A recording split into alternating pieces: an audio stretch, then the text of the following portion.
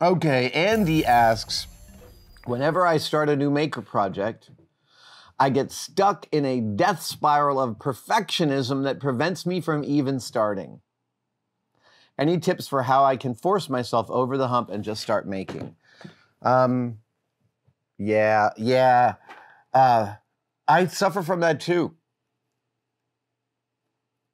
I totally suffer from that too. I've been working on an eye mechanism for a dinosaur, larger dinosaur costume, and I haven't had any restrictions on this eye mechanism, so I've drawn it like 3 or 4 times in 2 different sketchbooks. And then yesterday, I just built it. And I built it with some new knowledge I had about building eye mechanisms. Those videos will show up on this channel soon. And it's janky as hell, what I built yesterday. It's just barely a prototype. It's crunchy, it moves all over the place. But for me, I have to build it to understand the parameters. And I watch channels like Marius Hornberger or Matthias Wendell, and I see how much they do their iterations in CAD, how much they explore and experiment in CAD, and I wish I was as intuitive with CAD. But you're talking about the perfectionism, the spiral of perfectionism, because it's your own project and you can do anything, so why shouldn't you do anything? And the answer is what your question is, which is that you never get started. Because there's this idea of like, oh, if I'm going to build my own R2-D2, why not make it as perfect as any R2-D2 has ever been in the history of the world? I really get that framing. I do think that sort of thing a lot. And that is the enemy of getting something executed. So I will tell you my axiom for moving forward at a moment where I am hamstrung by possibility. Yes, that's exactly the right way to put it. My methodology for pushing past a blockage when I am hamstrung by an endless amount of possibility is to say, what if I was on the clock? What if I was on payroll? What if I was on someone else's dime and I needed to get this done by 2 o'clock today, 5 o'clock today, 8 o'clock tomorrow morning? I've been tasked with a shocking number of intense things to build in intensely short periods of time. I made a full-size electric chair for a stage show in 90 minutes. I love those kinds of limitations. And they have yielded some of my favorite builds. And I remind myself of that when I'm sitting there thinking, it could be the greatest piece of furniture that anyone's ever built. And then I think, yeah, but it's not the greatest piece of furniture anyone's ever built if no one ever gets around to building it, is it? Right, it is like that thing that, right, Woody Allen said, success is 99% just showing up. It really is showing up.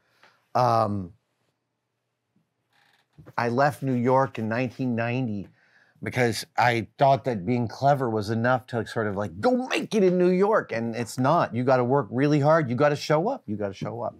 All right, let's see here. I had a couple of other things I wanted to talk.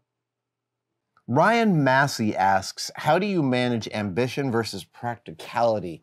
That's an interesting question. How do you manage ambition versus practicality?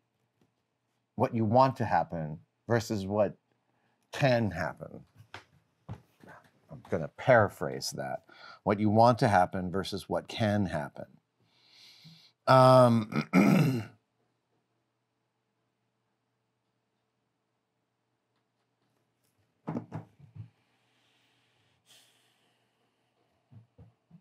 I don't think ambition is universally bad.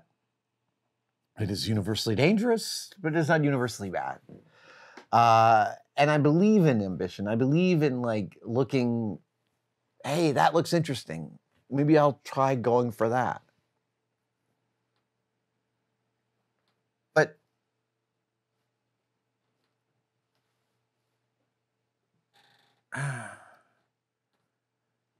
you can have an overarching vision, but you're still not going to end up there.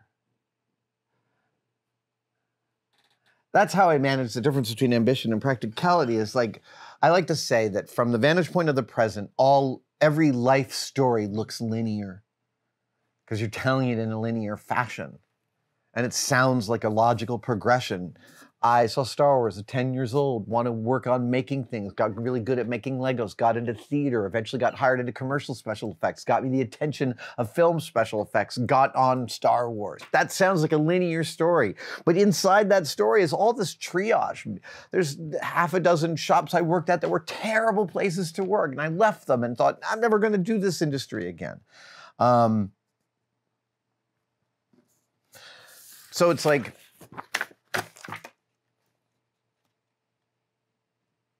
I am less ambitious in my older age than I was before, but is that a luxury of my success? That could be. Who knows? At the same time, I'm ambitious for a lovely status quo.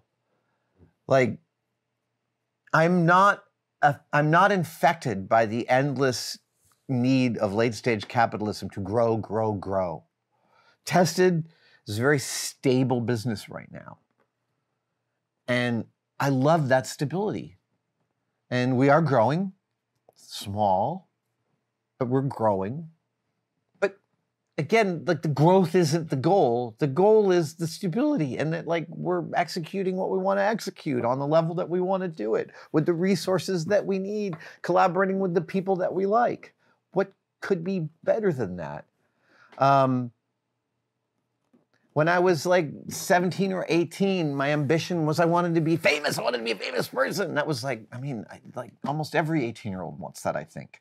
I'm so glad it didn't happen back then, that it took another 20 years to come to fruition. There's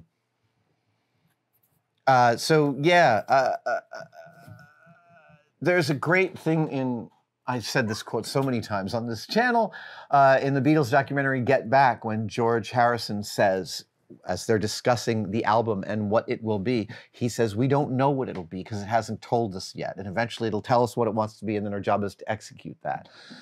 Now, I have to go back and watch this so I get that quote right, because I've probably morphed it beyond all recognition. But at the same time, I guess my ambition is to figure out what the thing itself wants to be, rather than try to impose my vision on a future. Thank you for watching that video. Are you as sick of the tosses to membership as I am? Good, because here's a brand new one that I recorded today, and it's nice and short. There are 3 tiers to Tested membership, and they all offer awesome stuff. Find out about it by clicking the join link below. We'll see you there.